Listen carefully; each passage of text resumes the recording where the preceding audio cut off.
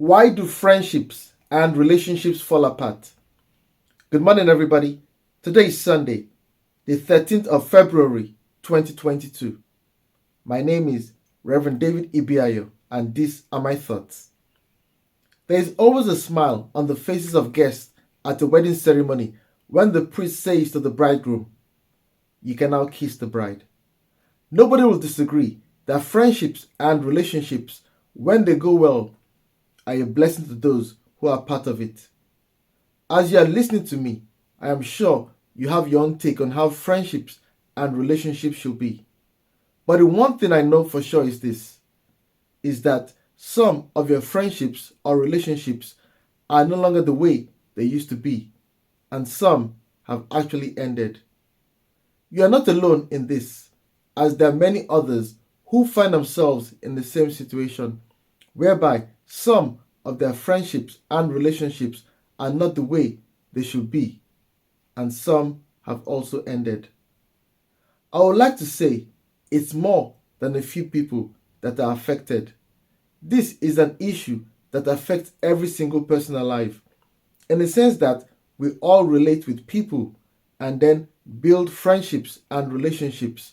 Hence, we have to do as much as possible to help people protect their friendships and relationships from falling apart.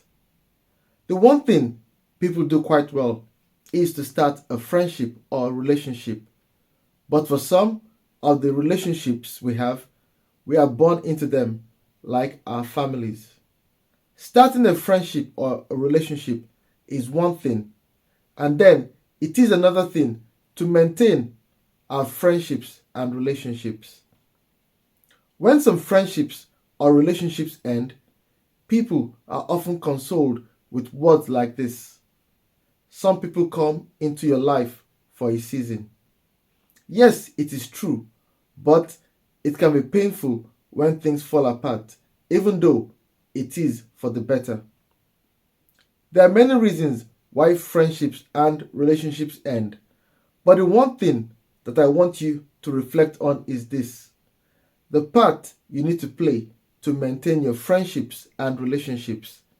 It is one thing starting a friendship or a relationship, and it is another thing maintaining it. There is the saying that familiarity breeds contempt. When we get to know people and become friends with them, do we start taking them for granted because they have become familiar to us? And also, when we find ourselves in a relationship, do we start taking others for granted because they have become familiar to us? It is not rocket science when we start to take others for granted, or they start to take us for granted. It won't be too long before resentment sets into our friendships and relationships. And before you know it, it is falling apart. And we then have to live with the emotional fallout. Some friendships and relationships might be redeemable, while for some, it will be too late. Are you paying attention to your friendships and the people you are friends to? Are they also paying attention to the friendship? For we know that it takes two to tango. So also with your relationships. Are you paying attention to them? And the people you are in a relationship with, are they also paying attention to the relationship?